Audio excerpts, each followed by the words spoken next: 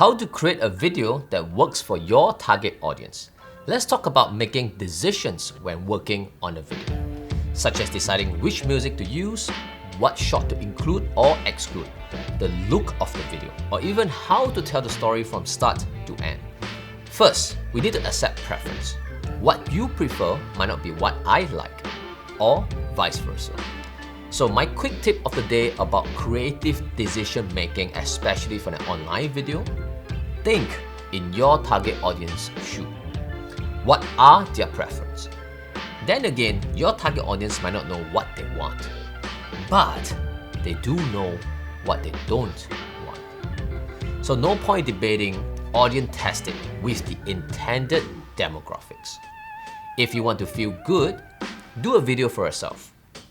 If you want a video that works, think in your target audience shoe.